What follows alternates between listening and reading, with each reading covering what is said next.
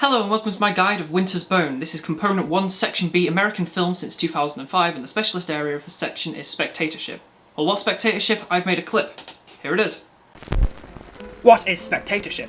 A spectator is an individual member of the audience. Spectatorship theory is the theory of what happens to that individual spectator when they watch a film. There are many theories, but here's a few interesting ones to consider for the exam. Active or passive models of spectatorship. Passive model is where you absorb anything that the filmmaker wants you to absorb. Film tells you to be sad, you be sad. Film tells you to laugh, you laugh. Active model is the spectator engaging with the film and being urged to personally interpret it based on you as a person. Film says laugh at the funny child and you cry uncontrollably because you lost your child in a blimp crash and you miss them every day. Reception theory. Different readings of a text are gathered based on the situated culture of the spectator. There is 5 total readings. Preferred reading. The response that the filmmaker wants you to have. Dominant reading. The spectator understands the text and takes on the preferred reading. Negotiated reading. The spectator understands the text and takes on some of the preferred reading while modifying some parts to fit their own slightly different reading. Oppositional reading. The spectator understands the text but completely disagrees with the preferred reading and rejects it. Aberrant reading. The spectator is a fucking idiot and doesn't understand the text. Here's some theories related to gender which I call the 4 feminist theories. Number 1. The ways of seeing. Men act and women appear. Men are attracted to the erotic passive female form in films. Thus, men are doing the looking while women are there to be looked at for the male sense of ownership. Number 2. Stargazing. Female spectators look to female stars for a sense of identity. Number 3. Male gaze. The theory that cinema is designed to meet the needs of the heterosexual male, and thus the sexualized depiction of women is created. Essentially, the camera is tread like the eyes for a male audience, but as a consequence of this, women also see themselves and other women through these eyes, and begins to influence the way they see themselves. Number 4. The female gaze. The opposite is beginning to be true in some cases where the males are sexualized for the heterosexual female enjoyment. Back onto normal theories, we have focalization. The perspective in which the narrative is presented. Does the film latch onto a particular character and show you exactly what they experience? Or is there a random cutaway to tell you that the villain is right under the table? You get the point. Alignment and allegiance. Alignment is where we follow a character with them on their journey. Winter's Bone creates alignment with Ree, Selma creates alignment with Martin Luther King, and Toy Story 3 creates alignment with the Holocaust. Allegiance is where we feel as though we are on a character's side. Emotional contagion. Humans are naturally empathetic creatures, so if we see a character express a particular emotion, we will also feel said emotion. This has been my quick overview of spectatorship theories. Back to the video.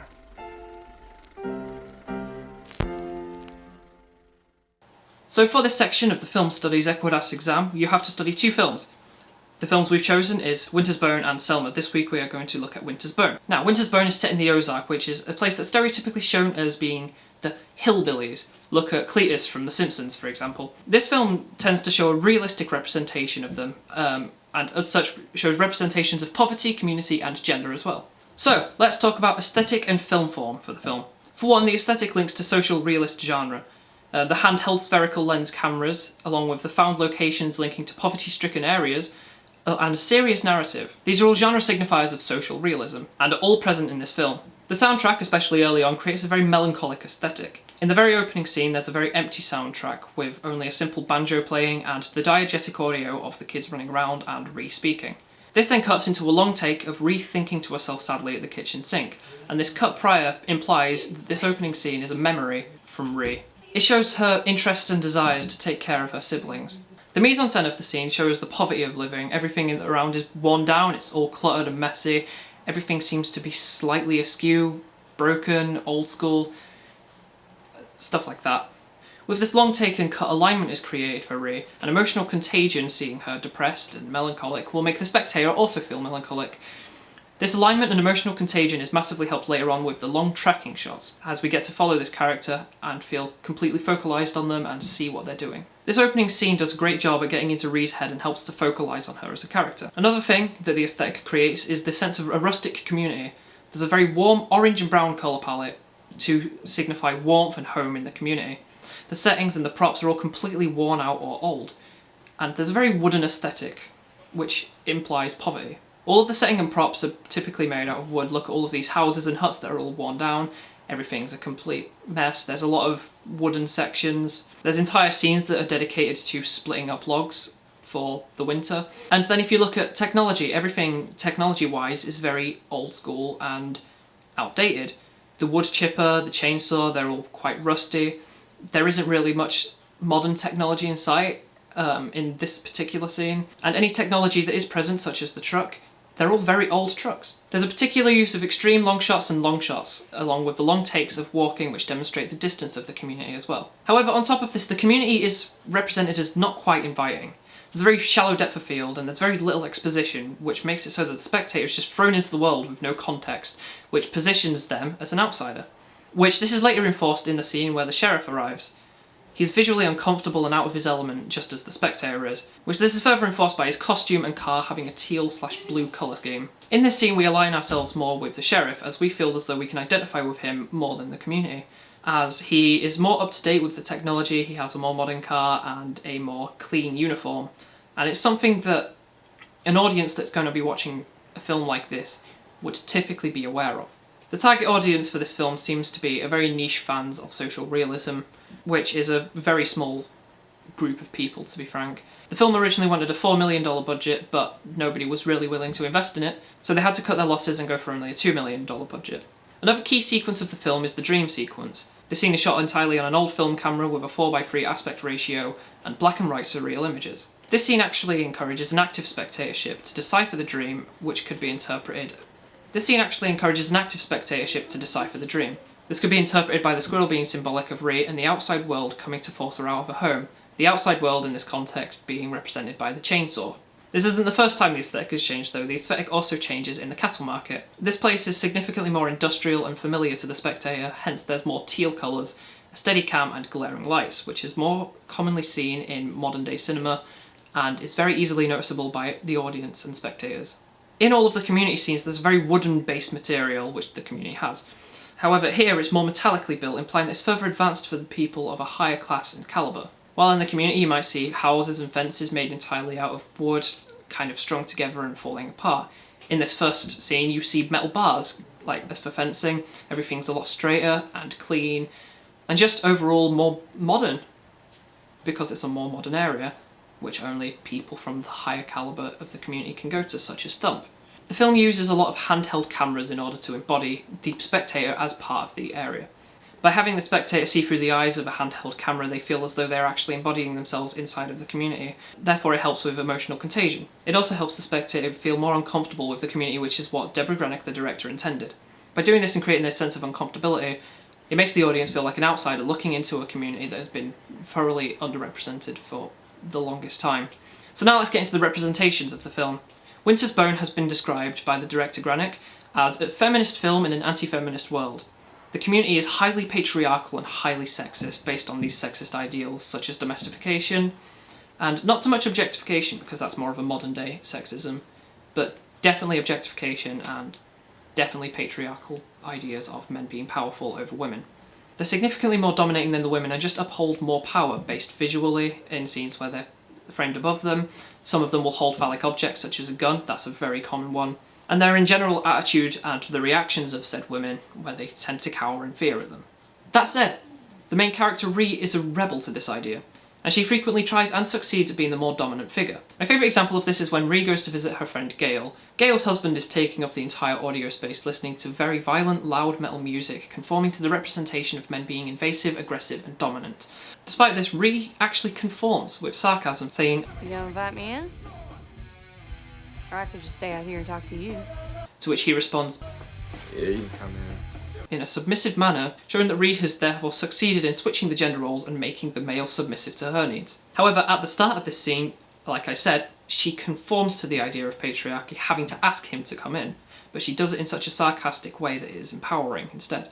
Later in the same scene, Gale fails at getting the keys to the truck, and Rhea mentions how she shouldn't take it from him, and that she should stand up for herself. Later in the film, Gale returns with the keys, implying that Rhea's words inspired her to stand up for herself against male oppression, and actually succeeded. I think the stargazing theory is massively in place here, as a potential response for the female spectator is that of empowerment. As seeing the star Rhea, played by Jennifer Lawrence, stand up for herself and promote standing up against the patriarchy may inspire other women to do the same. This isn't the only example of her doing this. Later in the film, when she gets beat up by Thump's wife and everyone around, she wakes up and starts cracking sarcastic remarks. Not once in this scene does she back down from what she truly believes in, which is incredibly empowering. You look at figures like Captain America in modern films and you'll see, oh, he doesn't back down, he just gets back up, which is something that Rhea does the exact same. The whole character of Merab as an antagonist is also an interesting one, as she is significantly more dominant than Rhi, striking fear into her in many places, holding significantly more power, being the cause to beat her up, and things like this. But she is, however, the wife of Thump, and Thump has significantly more power. You see, the only reason that Merab is our main central antagonist and not Thump is because Thump doesn't even want to interact with Rhi. This is why Merab is our central antagonist. Merab?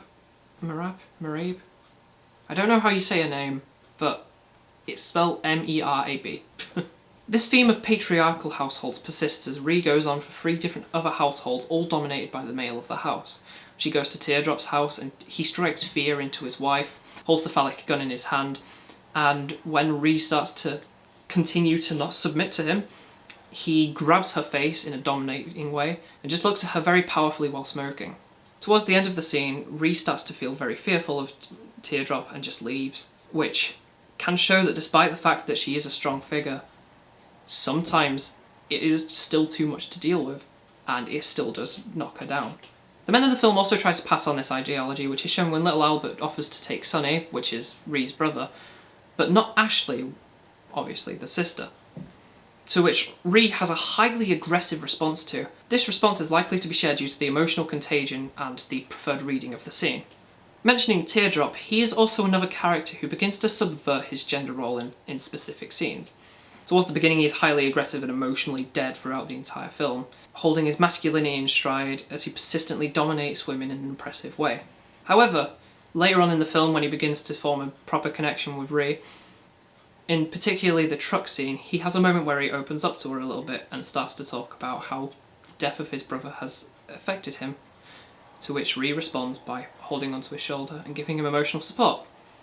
This character arc then ends at the end of the film as he's become a lot more of a caring person.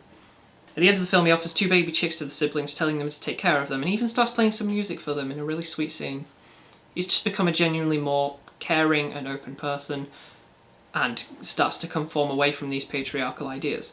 Rhi persistently inspires characters around her to rebel against the patriarchal values, which the dominant preferred reading is that she's right for doing so. But there's not just representations of gender, there's also representations of community. There's a realistic representation of the Ozark community as they're shown to be having their own culture and norms, and respect helping one another, while also being aggressive in some areas. For example, at the start of the film, Rhi has to give up her horse and ask it to be taken care of by another community member, and she happily does so. And in a later scene, this same woman comes back into the house, just completely uninvited, and offers some food. Rhi specifically says to Sonny, "We don't ask for things, we just take what's offered." The film attempts to create a fair representation of this community and subvert the stereotype that the media has created of people like this Ozark community, which may encourage an active model of spectatorship as the spectator is trying to figure out the representations and learn more about the community to break down the stereotypical view of them that they may have. Questions in this section of the exam are likely to talk about elements of film form and how they create spectatorship. On top of this, they'll also look at aesthetic and representations, which is why I've covered all 3 sections in this film. This video is not a complete guide such as my previous 2 videos. This is more of a comprehensive look at some of the key elements which I'd look at in an exam. And I've done this simply to save time and make it a bit more comprehensive rather than a 30-minute long video rambling on about individual tiny things. It also helps the video become a little bit more interesting, so I hope this is a new interesting way of doing it. So for this video and upcoming videos especially, I would say definitely do your own revision on top of this to get more in-depth sort of knowledge of the text. I personally don't like Winter's Bone too much. I rewatched it again this morning and I think it's better than when I first watched it, but it's still not the best. However, next week we will be looking at Selma, which is genuinely one of my favourite texts in the entire course. Anyway, that's the end of this video. Thank you for watching. It's a bit shorter than the other ones, but hopefully you can understand why, because I've tried to go a bit more into a different direction with this. So, I hope you enjoyed, and say hi to Fido.